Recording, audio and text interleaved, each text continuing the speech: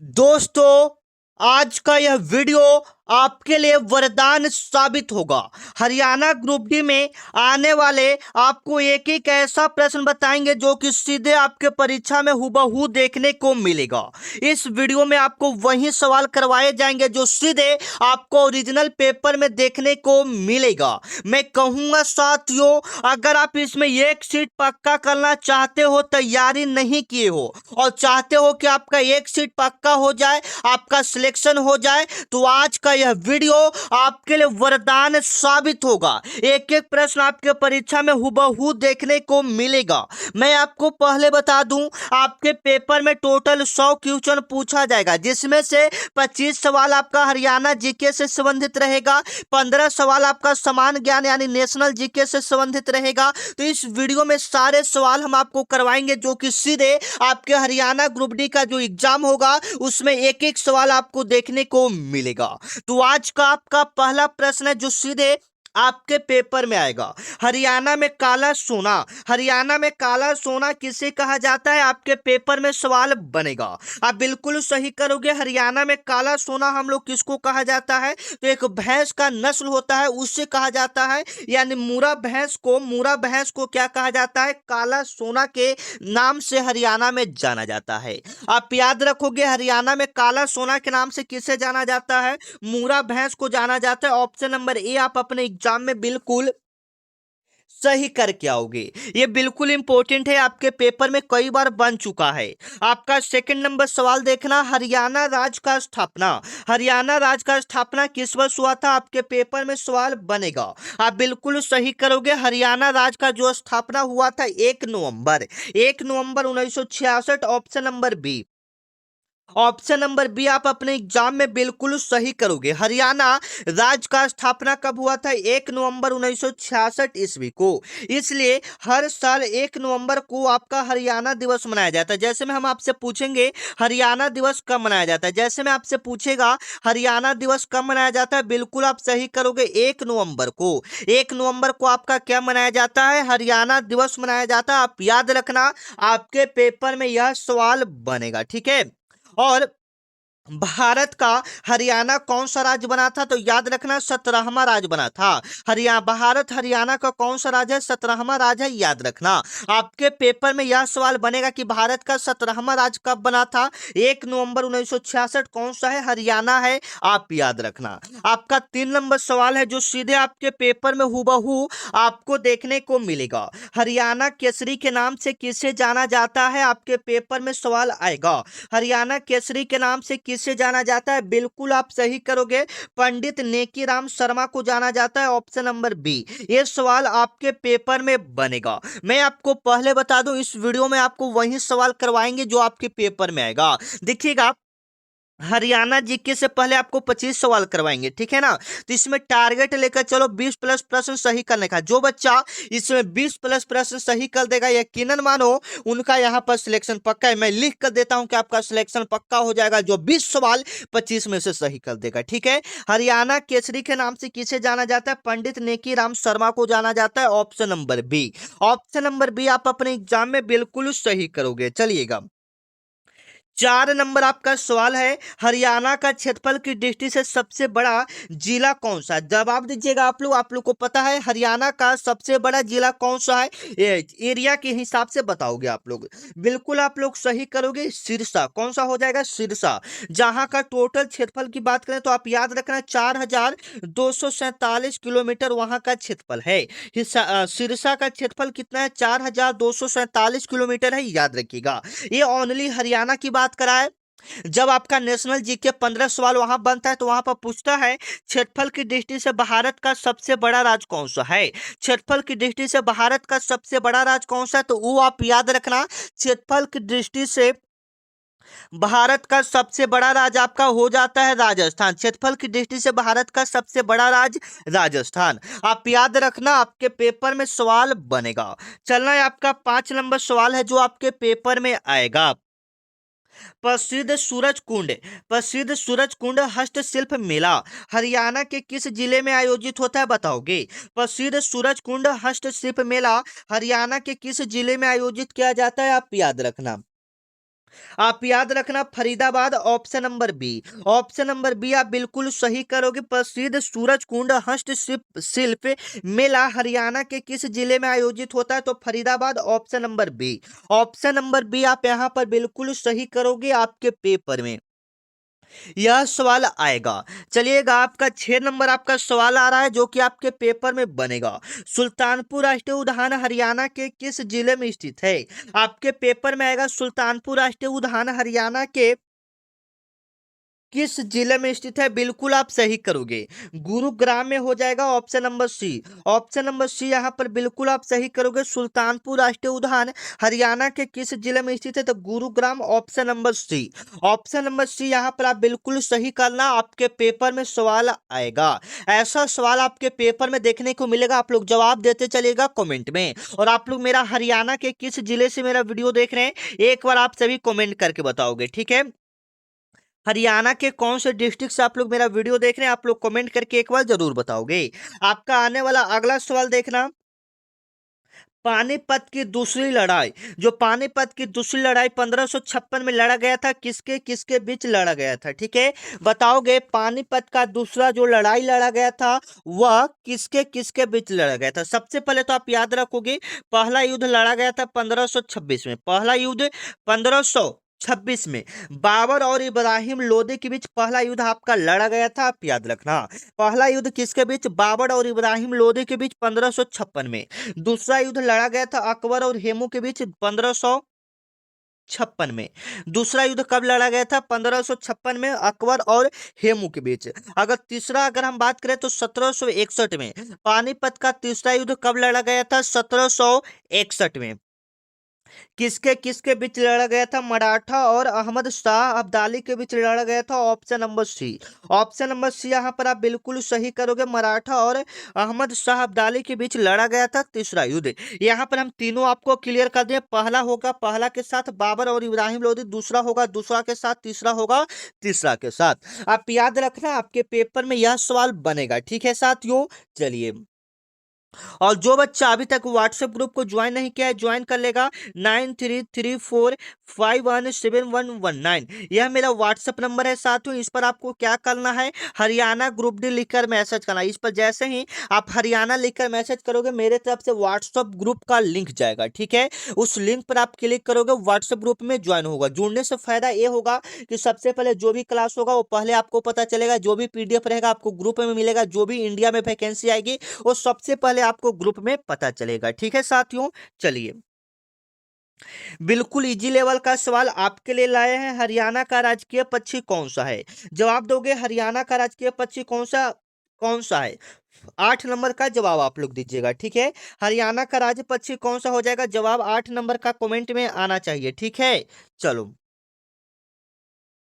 9 number सवाल है साथियों। हर्षवर्धन की राजधानी हरियाणा में कहाँ थी? आप बताओगे हर्षवर्धन की राजधानी हरियाणा में कहाँ था? आप बिल्कुल सही करोगे, ठीक है। चलिए, पेहोवा में होगा नहीं होगा, झांसी में होगा नहीं होगा, रोहतक में होगा नहीं होगा, थाने शहर में हर्षवर्धन की राजधानी हरियाणा में कहाँ स्थित है? तो थाने शहर में, option number B. Option number B आप बिल्कुल सही करना, आपके पेपर में यह सवाल आएगा, ठीक है। चलो, 10 नंबर आपका सवाल है जो आपके पेपर में बनेगा। शेख चिल्ली का मकबरा हरियाणा के किस स्थान पर स्थित है? आपके पेपर में आएगा शेख चिल्ली का मकबरा हरियाणा में किस स्थान पर स्थित है? बिल्कुल आप सही करोगे। बिल्कुल आप सही करोगे, Thanesar, option number B. Sheikh Chilli का मकबरा कहाँ में स्थित है? Thanesar, option number C. आप यहाँ पर बिल्कुल सही करोगे। चलिएगा, 11 नंबर आपका सवाल है साथियों। हरियाणा विधानसभा में कुल कितने सीटें हैं? आपके पेपर में आएगा हरियाणा विधानसभा में कुल कितने सीटें हैं? आप याद रखोगे कुल 90 सीटें हैं। कुल कितने सीटें हैं? 90 सीटें हैं, ऑप्शन नंबर बी। हरियाणा विधानसभा में कुल कितने सीटें हैं? 90 सीटें हैं, आप याद रखना, आपके पेपर में यह सवाल आएगा। हरियाणा फिर से, हरियाणा विधानसभा में कुल कितनी सीटें हैं? आप याद रखोगे कुल 90 सीटें हैं, option number B. Option number B आप यहाँ पर बिल्कुल सही करोगे, जो कि सीधे आपके पेपर में यह सवाल आपको हूबहू देखने को मिलेगा, ठीक है। चलिए, आपका 12 नंबर सवाल है, भिंडवासा वन जीव अभयारण्य हरियाणा के किस जिले में है? आपके पेपर में आएगा भिंडवासा वन जीव अभयारण्य हरियाणा के किस जिले में है? बिल्कुल आप सही करोगे, झज्जर जिला में है, option number A. Option number A बिल्कुल सही करोगे, झज्जर जिला में, ऑप्शन नंबर ए आप बिल्कुल सही करोगे। चलिएगा, 13 नंबर आपका सवाल है कि हरियाणा के किस जिले को धान का कटोरा कहा जाता है? ठीक है, चलिए, हरियाणा के किस जिले को धान का कटोरा कहा जाता है? बिल्कुल आप सही करोगे, करनाल। ऑप्शन नंबर सी आपका बिल्कुल राइट होगा, करनाल। ऑप्शन नंबर सी यहाँ पर आपका क्या होगा? बिल्कुल राइट होगा। ठीक है, हरियाणा के किस जिले को धान का कटोरा कहा जाता है? Karnal, option number C. Option number C आपका बिल्कुल राइट हो जाएगा, जो कि सीधे आपके पेपर में यह सवाल आएगा। चलना है, आपका आने वाला अगला सवाल है, मोरनी हिल्स। मोरनी हिल्स हरियाणा के किस जिले में स्थित है? आपके पेपर में सवाल आएगा। मोरनी हिल्स हरियाणा के किस जिले में स्थित है? बिल्कुल आप सही करोगे, Panchkula, option number C. Option number C आप बिल्कुल सही करोगे, पंचकुला। मोरनी हिल्स हरियाणा के किस जिले में स्थित है? Panchkula, option number C. Option number C आपका बिल्कुल यहाँ पर क्या हो जाएगा? याद राइट हो जाएगा। ठीक है, चलिए, और मैं आग्रह करना चाहूंगा, जो बच्चा चैनल को सब्सक्राइब नहीं किया है, चैनल को सब्सक्राइब अभी करेगा। ठीक है, चलिए, आपका आने वाला अगला सवाल, हरियाणा के प्रथम मुख्यमंत्री कौन थे? आपके पेपर में आएगा, हरियाणा के प्रथम मुख्यमंत्री कौन थे? आप बिल्कुल सही करोगे, Pandit Bhagwat Dayal Sharma, option number C. Haryana के प्रथम मुख्यमंत्री कौन थे? Pandit Bhagwat Dayal Sharma, option number C. Option number C यहाँ पर आप बिल्कुल सही करोगे, हरियाणा के प्रथम मुख्यमंत्री Pandit Bhagwat Dayal Sharma, option number C. Option number C यहाँ पर आप बिल्कुल सही करोगे। 16 नंबर आपका सवाल है, जीएस का सवाल यहाँ पर ऐड कर दिया गया है, मानव शरीर में विटामिन सी की कमी से कौन सा रोग होता है? ठीक है, विटामिन सी की कमी से कौन सा रोग होता है? स्कर्वी होता है, ऑप्शन नंबर बी। कौन सा रोग होता है? स्कर्वी होता है, ऑप्शन नंबर बी यहाँ पर बिल्कुल सही होगा।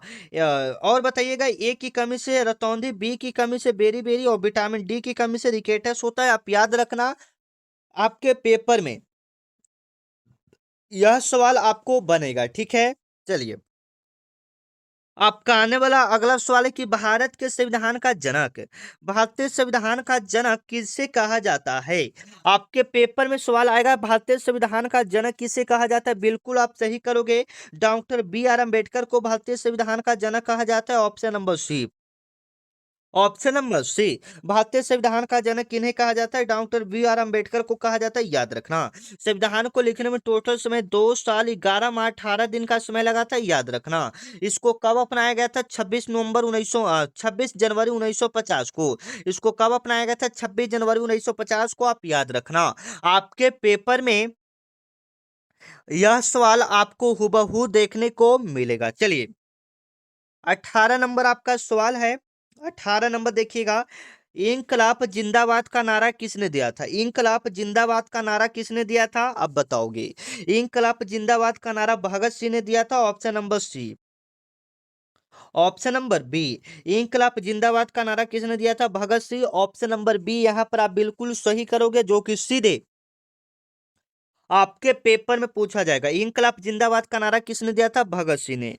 चलिएगा, 19 नंबर आपका सवाल है कि वायुमंडल में ऑक्सीजन का प्रतिशत लगभग कितना है? वायुमंडल में ऑक्सीजन का प्रतिशत लगभग कितना है? 21%, 21% है लगभग, याद रखिएगा। वायुमंडल में ऑक्सीजन का प्रतिशत लगभग कितना है? 21%। आप याद रखना, आपके पेपर में आएगा। ठीक है, नाइट्रोजन 78%, जो कि वायुमंडल में सबसे ज्यादा रहता है, याद रखना। Carbon dioxide 0.003%। ठीक है, चलिए, भारत की सबसे लंबी नदी कौन सी है? भारत की सबसे लंबी नदी का नाम कौन सा है? बिल्कुल आप सही करोगे, गंगा नदी। क्या नाम है? गंगा नदी, जिसका लंबाई आपका भारत में 2525 किलोमीटर। इसका लंबाई कितना है? 2525 किलोमीटर। ठीक है, भारत की बात करें, इसका लंबाई 2525 किलोमीटर है।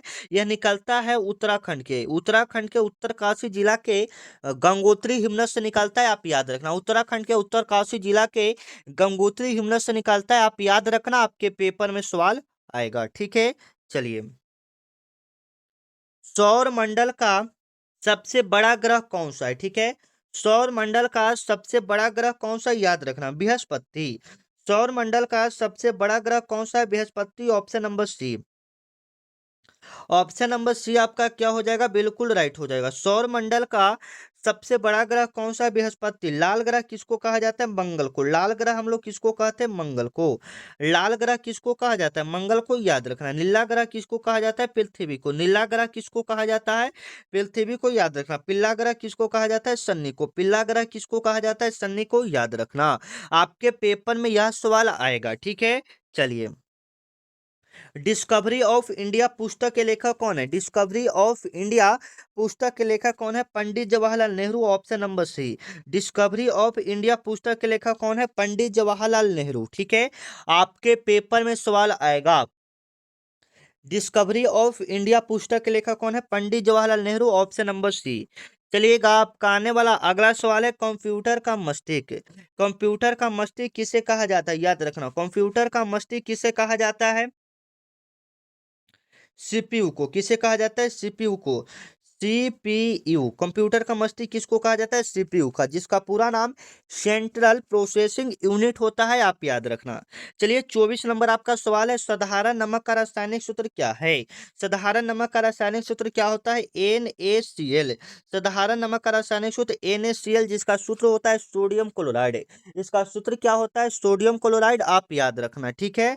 चलिए, कथकली। कथकली किस राज्य का शास्त्रीय नृत्य है, बिल्कुल आप सही करोगे। कथकली आपका कहाँ का हो जाएगा, कथकली आपका हो जाएगा केरल का। ऑप्शन नंबर सी। कथकली आपका कहाँ का हो जाएगा, केरल का, ठीक है।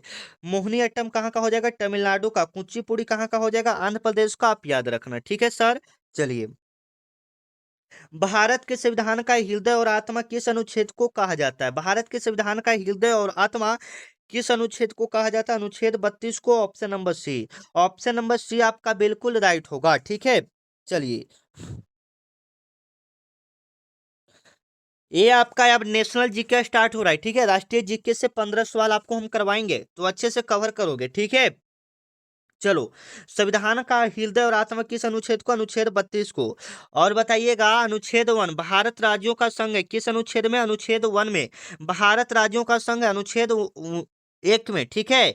चलो, गौतम बुद्ध ने अपना प्रथम उपदेश कहाँ दिया था, आपके पेपर में सवाल बनेगा। गौतम बुद्ध ने अपना पहला उपदेश सारनाथ में दिया था, याद रखिएगा। उनका जन्म कहाँ में हुआ था, लुम्बिनी नेपाल में। उनका जन्म कहाँ में हुआ था, लुम्बिनी नेपाल में, आप याद रखिएगा। उनका जन्म लुम्बिनी नेपाल में हुआ था, याद रखना। उनका मृत्यु कुशीनगर उत्तर प्रदेश में हुआ था, ठीक है। जन्म की बात करें तो 563 ईसा पूर्व, 563 ईसा पूर्व में उनका जन्म हुआ था। मृत्यु 483 ईसा पूर्व में हुआ था, याद रखना।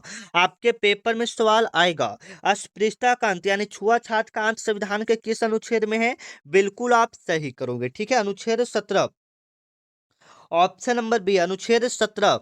चलिए, 29 नंबर आपका सवाल है, मानव शरीर की सबसे बड़ी ग्लैंड कौन सा है, सबसे बड़ी ग्रंथि कौन सा है, आप याद रखोगे। ये आपका हो जाएगा, मानव शरीर की सबसे बड़ी ग्रंथि यकृत लिवर। Option number C. मानव शरीर की सबसे बड़ी ग्रंथि क्या हो जाएगा, यकृत लिवर, ठीक है।